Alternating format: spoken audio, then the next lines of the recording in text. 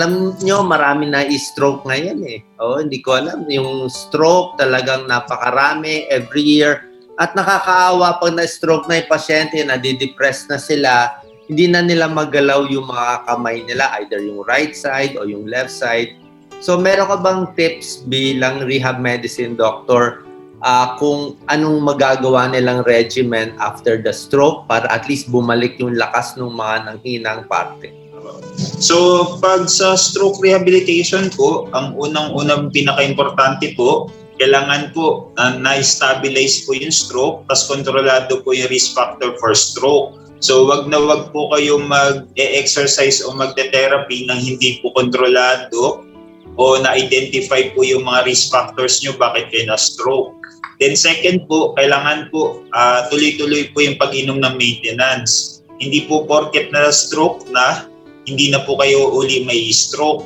Pag na-stroke po kayo, mas malaki po ang chance na magkaroon ng panibagong stroke, pangalawa, pangatlo o pang-apat na stroke. Pwede rin po magka-problema sa puso o atakihin din sa puso. So basically, kailangan nyo pong uminom po ng mga maintenance. Then yung pangatlo po, sa mga komplikasyon po kasi ng stroke, pwede pong humina yung katawan dahil po sa hindi paggalaw. So ang isa sa mga kailangan po natin gawin, tulungan po yung pamilya at saka yung pasyente kung paano po nila magagawa yung mga exercises sa bahay.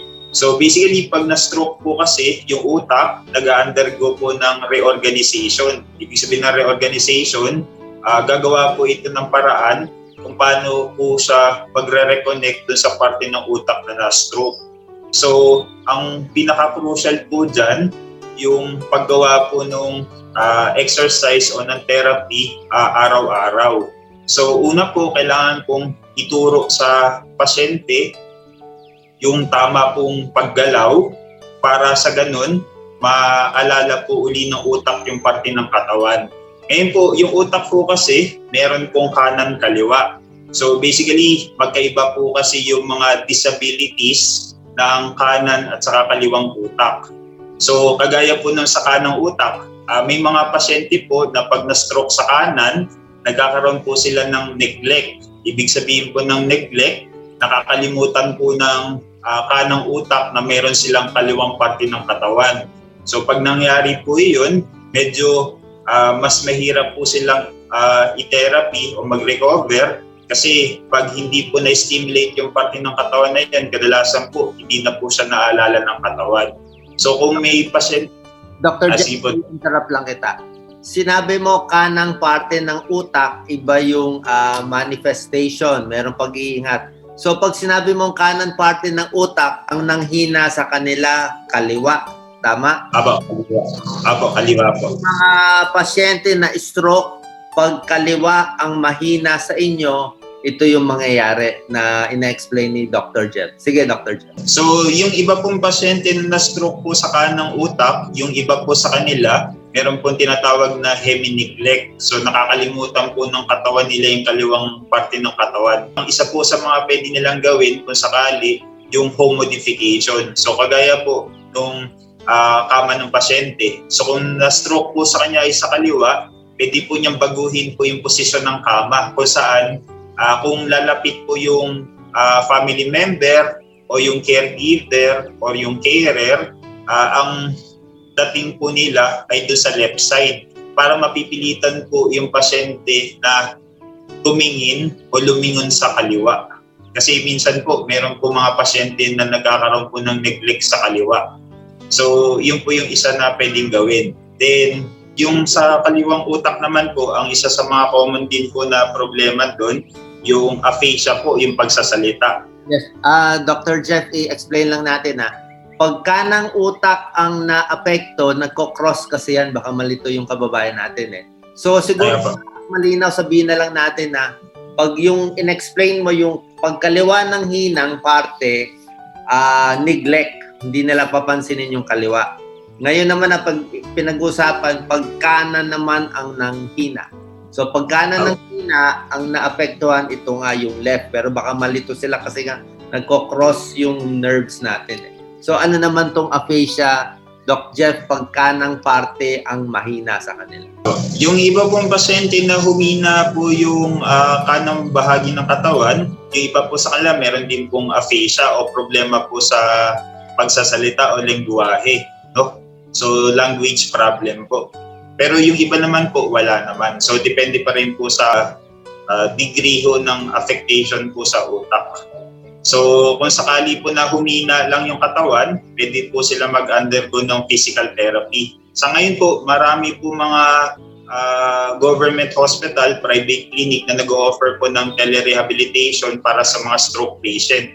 So sa telerehabilitation po, ituturo po sa kanila yung principle ng stroke rehabilitation nang sa ganun, magawa po nila ito ng tama. May mga clinic at saka hospital din naman po na nag-o-offer po ng mga scheduled na physical therapy o stroke rehabilitation sessions po. Meron din po mga community physical therapies po o community-based rehabilitation po sa mga RHU o sa mga rural health unit po. So pero sa ngayon, Dr. Jeff, ano na ba pwede natin maituro sa kanila na magagawa nila yung mga general physical therapy sa mga na-stroke? Okay. Yung una po, kung sakali pong humina po o na-paralyze pa yung kalahati ng katawan, unang-una po, kailangan pong siguraduhin na maayos po yung kama, hindi po siya matigas para hindi po siya magkaroon ng pressure source. Then, pinaka-importante rin po, itatagilid po yung pasyente at least every 2 hours po. Pinaka-crucial po yung pagtagilid o yung pagre-reposition ng pasyente tuwing gabi. Kasi sa gabi ho kasi, kung sakali po malala yung stroke at talagang totally paralyzed po yung pasyente, minsan po nahihirapan po silang magbago ng posisyon. So dahil ho dito, minsan nagkakaroon po sila ng sugat sa may puwet o sa may likod. So yung isa po sa mga sinasabi ko po sa kamag-anak, kailangan po nilang magkaroon po ng parang decking po, no? Kung sino po magbabantay sa umaga at saka sa gabi para mare-reposition pa rin po yung pasyente. Kada binabaling po kasi yung pasyente sa kanan kaliwa o tihaya, na-exercise pa rin po kasi yung pasyente. Tapos naiiwasan po na masyadong tumigas din yung kalamnan nila. So basically, yun po yung una, yung tamang pagpo-position sa kama. Then second po, kung sakali po na meron po silang mga wheelchair, dapat po pag gising ang pasyente, dapat po iuupo po yung pasyente. So basically, ang pasyente ho nakahiga lang kapag matutulog. Pag hindi po matutulog, dapat po yung pasyente hindi po nasa kama. Pero ang pinaka-importante po dito, yung caregiver training. Kung paano po ituturo sa caregiver or sa family member yung tama at ligtas na paglipat sa pasyente mula sa kama papuntang wheelchair, then wheelchair papuntang kama. Kadalasan po kasi mga pasyente nahihirapan hong lumipat sa kama papuntang wheelchair dahil dito nakahiga lang po buong araw yung pasyente. So basically pag gising po ang pasyente, dapat po nakaupo sila. Ngayon po, yung sa pag-upo naman po, depende po sa lakas ng katawan. Kung kaya po nilang umupo ng walang sandal o may sandal or armrest. So basically, ang sinasabi ko sa pasyente, yung pag-upo ho kasi, exercise na po yun, preparation na po yun sa pag-upo tayo at saka pagtayo. Pag yung stroke patient po, nakakaupo na po ng walang sandal, walang alalay po ng braso kamay, kalahati po ng muscles sa pagtayo, okay na po. So pag nakakaupo na po yung pasyente ng mag-isa, yun po, sign na po yun na ready na po siya sa upo tayo, at saka sa pagtayo. So basically, ang improvement kasi ng stroke patient po, para lang din pong sa bata, sa baby. Diba po yung baby, sa una, hindi sila nakakatagilid mag-isa, nakakadapa, then kaya po nung bata o nung sanggol na tumagilid po. Then after nun, iupo natin siya na may alalay. Then yung upo na may alalay, unti-unti po tinatanggal yung suporta. Basically, parang ganun lang din po yung progression po ng improvement ng stroke. Ngayon po, kung hindi po nag-i-improve po yung pasyente, gaya po ng sinabi ko, kailangan po nila magpa-check up sa kanilang doktor para matukoy po kung ano po yung reason bakit hindi po nag-i-improve. Ang isa po sa mga reason na hindi po nag-i-improve yung pasyente, depression po. Pag depressed po kasi yung pasyente dahil na-stroke siya, karamihan po sa kanila hindi po gumagalaw. So pag hindi po kasi sila gumalaw, mas lalo pong hindi po magre-recover yung utak kasi hindi po ito na-stimulate na mag-reorganize o mag-recover po. Napakaganda naman payo mo, Dr. Jeff. Lahat yan nangyayari talaga. Actually, may inalagaan ko ako ngayon na-stroke. So, pagdating naman sa kamay sa paa, anong mga exercises pwede yung ginaganito, tinataas, may mga range of motion dun sa mahina at sa malakas? Ang pinakamahirap po mag-recover sa mga na-stroke po, yung kamay. Kasi yung kamay po kasi, para maalala siya ng utak, kailangan po ituturo po uli lahat ng movements ng daliri sa kamay. Medyo mahirap po yung sa kamay kasi masyado pong marami. Ngayon po, yung muscles po kasi sa kamay, kung titignan nyo po, iba po yung muscles sa pagbaluktot dito, iba po yung muscles dito, iba po yung muscles dito, iba po yung muscles sa pagbukas, iba rin po yung muscles sa pagsara, iba rin po yung muscles sa pagbaluktot dito, iba rin po yung dito, iba rin po yung dito, iba rin po yung dito. So kumbaga ho, marami hong muscles yun. Minsan po ang mga pasyente, akalain nila, pag tinataas po nila na ganito yung kamay nila, gagalaw po yung kamay nila. So yun po yung isa sa mga maling konsepto po ng mga pasyente po na na-stroke. Akala nila, pag hinawakan nila yung kamay nila, tas tinataas po nila ng ilang beses, maalala po ng utak yung kamay. Yung utak po kasi, meron po siyang representasyon sa sa katawan natin. Iba po yung teritoryo ng kamay, iba po yung teritoryo ng braso, balikat, yung katawan, hita, binti, paa. So malaki po yung teritoryo ho ng kamay kumpara po sa ibang parte ng katawan. Ngayon po, para ho maalala ng utak po yung kamay, kailangan po gagalawin po ng maraming beses po yung kamay. Yung isa po na pwede ho nilang gawin, pwede po nilang i-gloves yung kamay nila, tapos itatali po ng tali or kaya ng rubber band po, tapos i-exercise po nila. So habang nanonood sila ng TV, nakikipagkwentuhan, pwede pong tutulungan po nung malakas na kamay, yung na-paralyze o mahinang kamay, para maalala po ng utak po yung kamay. Then pwede rin pong igagalaw na ganito, para ho ma-exercise po yung ibang muscles po nanggaling po sa siko na nakadikit po sa daliri sa kamay. Then, iisa-isahin po nilang ibabaloktot lahat ng daliri ng maraming beses. Ngayon po, hindi po pwedeng 30 repetitions lang. Yung principle po kasi ng robotics sa kamay, repetition po. Ang pinaka-importante kung paano po nila gagawin ng maraming beses. Any final tips para sa mga na-stroke, Dr. Jeff? Yung stroke naman po, kailangan nyo pa rin po talaga magpa-check up po sa inyong doktor para humatukoy kung ano po yung risk factors bakit kayo na-stroke para hindi po maulit o madagdagan yung stroke. Kada nadadagdagan ho kasi yung stroke, pwede pong mas lumala yung disability ng tao. Then mas kokonti po yung parte ng utak aako dun sa trabaho ng utak na na-stroke. Then pangalawa ho, kailangan po nilang uminom ng gamot at patuloy pa rin po yung check-up sa doktor. Then pangatlo po, yung exercises po, kailangan po na-check po yung vital signs before and after para sigurado po na ligtas po sila na ma-stroke.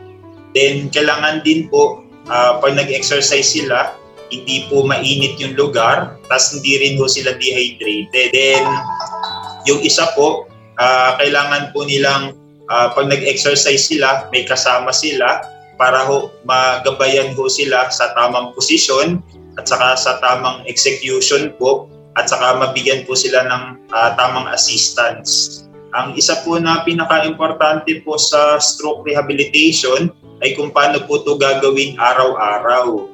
No? Para ho alala po uli ng utak yung parte ho ng paggalaw. So hindi ho pwedeng magpapatherapy lang yung pasyente ng 2 times a week. So kung magpapa-therapy po sila ng 2 times a week, ang pinaka-importante po ay kung paano po nila ito gagawin doon sa ibang araw po saan hindi po sila nagpa-therapy. Kaya importante pa rin po yung caregiver training at saka family member counseling. Kasi kapag hindi po kasi pre-practice ng pasyente yung mga tinuro sa kanila, hindi rin po ganun kaganda ho yung recovery ng pasyente. Kaya po kasi sa tinawag na rehabilitation, pre-repetition. So pinaka-importante po doon yung paulit-ulit na paggawa. Then dahil po paulit-ulit to, magiging habit na po ito sa pasyente. Tension po kasi proseso siya. Kaya yung rehabilitation po, isa po siyang proseso. Hindi po siya isang parang madali ang bagay. Okay, grabe. Tawa ako ng tawa habang natutuwa ako sa pag-explain mo, Dr. Jeff, kasi marami na ako napanood, marami na ako nabasa, pero yung pag-explain mo, feeling ko maraming gagaling. Kasi ito yung mga parang blind spot na hindi pa alam ng mga tao itong mga tinuturo mo. Kala ko yung ganito, pwede na. Yung pala, kailangan talaga paulit-ulit. Tapos, Dr. Jeff, ano itong sinasabi nilang within the first 6 months, kailangan habulin mo na yung rehab mo. After 6 months, mas mahirap na daw. Anong ibig sabihin? Okay. Yung dati po kasing paniniwala o school of thought po, ang recovery po ng stroke nangyayari sa loob ng 3 hanggang 6 na buwan.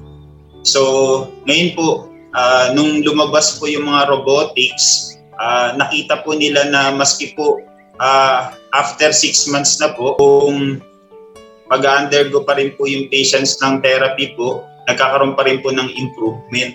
Ngayon po, ang isa sa mga, ako po, ang personal ko po na pananaw tungkol dito, hanggat may kakayanan po yung pasyente na matuto, makaintindi, sumunod, may posibilidad pa po na magkaroon po ng brain reorganization.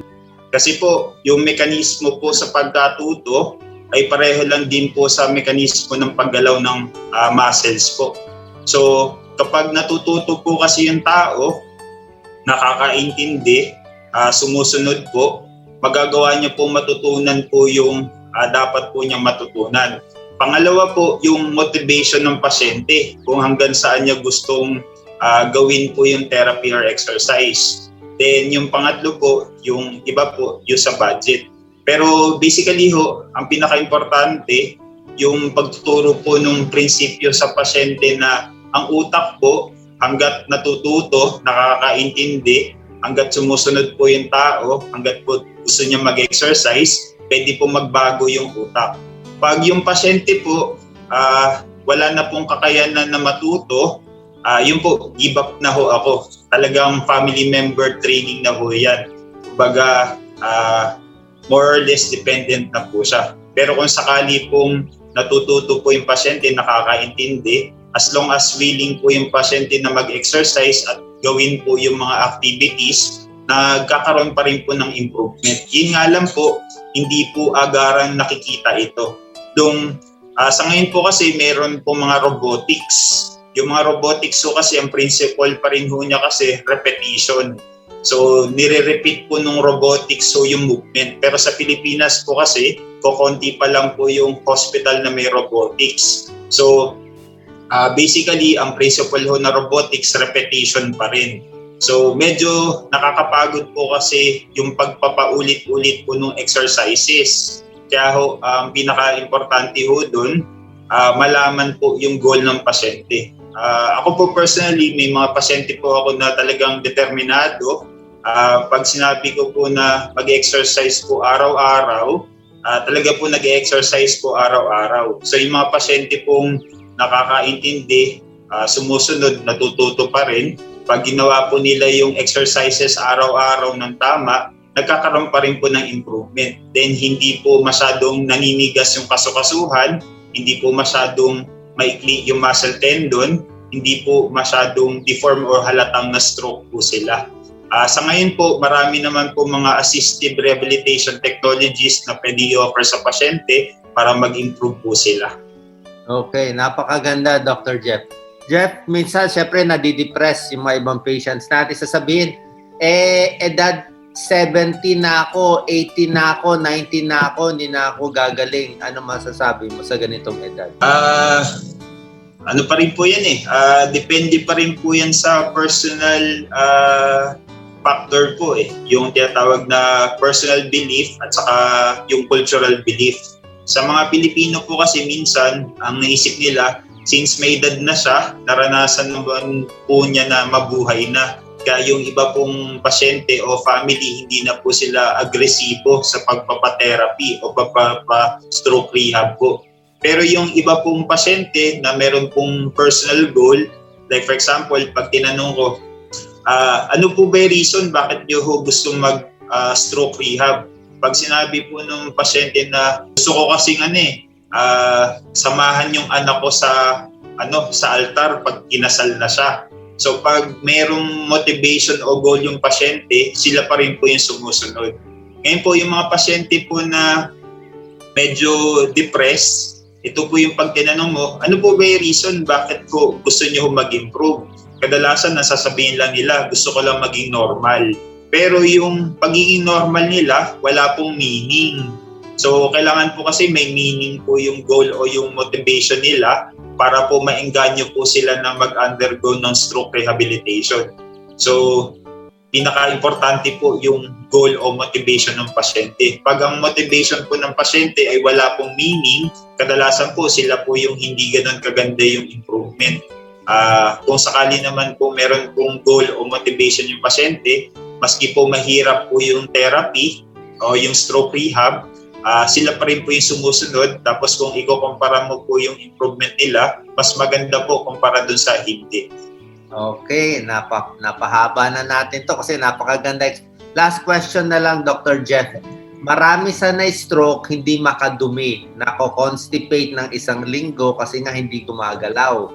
Ano ba magagawa natin dito sa constipation with stroke? May exercises po ba? Actually, kailangan pa rin po nilang magkumonsulta sa, kung meron po nutritious dietitian, yan po, kailangan pong i-consulta doon. Ang isa po sa pwede ho kasi mag-cause ng constipation sa stroke kapag nahihirapan po silang lumunok. So pag nahihirapan po silang lumunok, nasasamid sila sa tubig, pwede hong yung iba sa kanila dehydrated. So pag dehydrated po, technically matigas po talaga yung dumi. Then kung since pag na-stroke ka po kasi, kalahati rin po ng lalamunan mo, pwede rin hong apektado, mahina rin. So ang sinasabi ko po sa pasyente, kung paralyzed po yung kalahati ng katawan nila, kalahati rin po ng lalamunan nila, pwede rin hong paralyzed. Ngayon po, meron naman po mga tinatawag po na swallowing evaluation therapy sa mga pasyente kung may problema sa paglunok. So pwede po silang pag-undergo ng speech therapy o swallowing therapy po. Ngayon po, kung hindi naman po problema po yung sa pagkain, tama naman po yung dami ng tubig at sa pagkain kinakain nila. Yung isa po, pwede po yung pag lagi silang nakahiga. Pag lagi po kasi nakahiga yung pasyente, hindi po masyadong nahihila ng gravity yung laman ng bituka. Kaya importante pa rin po na pag-gising sila, dapat po hindi sila laging nakahiga. Pag nakahiga ho kasi sila, di ba ho pag nakahiga ka, yung bituka mo ho parang flat lang siya. Pero pag umuupo ka ho kasi tumatayo ka, kahit paano po, nahihila po ng gravity yung laman ng bituka. So, more or less, makakatulong po yun. Then, kapag dudumi po, dapat po, kung may kakayanan po o meron po silang family member or carer na matutulungan sila na iupo sa bedside commode o sa toilet mismo, makakatulong din po ito. Pag umupo po kasi ang pasyente, dumidiretso po yung pinaka-rectum po o yung lalagyan ng dumi ng bituka. So, mas madali pong ilabas ito kaysa dudumi po sila na naka-diaper na nakahiga. Then, bawal pong iire kasi may mga pasyente rin po akong na-stroke ulit dahil po umiri sa CR. So, pag umiri sila, pwede sila ma-stroke or atakihin sa puso o maging irregular yung tibok ng puso nila. Kaya bawal na bawal pong iire. Kung hindi po ma-improve sa diet, sa tubig, sa modification po na activities, kailangan na po nila magpa-check up sa doktor para mabigyan po sila ng gamot po para ho mabawasan o ma-relieve po yung constipation. Kasi ang isa po sa mga bawal sa stroke, umiri. Kasi pwede po maging irregular yung tibok ng puso. Yun po, sa kasamaang palad po, meron na rin po ako mga pasyenteng namatay dahil po umiri. So nakita na lang po sila na nakabulagta sa CR na may dumi po o tae po yung kubeta. So ibig sabihin po, umiri po sila nung nasa toilet po sila. Okay, napakaganda. Tsaka may tulong din yung mga pag-inom ng mga juice, kung ano ng mga juice, carrot juice, orange juice, mga mango juice, nakakalambot din ang dumi. So thank you very much, Dr. Jeff. Any final words sa ating kababayan? So, ngayon po, dahil yung pandemya, so mainam po na kahit paano ho, meron pa rin ho kayong konting ehersisyo ho sa bahay nyo. So yung simpleng paglakad po sa bakuran o sa loob ng bahay, paglilinis ho ng bahay o gawain bahay, pwede na po siyang mag-serve din ho as parang physical exercise nyo o regular activities. Then, gaya po na sabi ni Doc, yung pagkain po ng tama, then pag-inom po ng tubig. Then kung sakali po na magpatuloy po yung nararamdaman nyo, may mga private and government hospital and clinic naman po sa buong Pilipinas po. So pwede ko kayo magpa-check up. Okay po? Okay, thank you very much, Dr. Jeff Montes.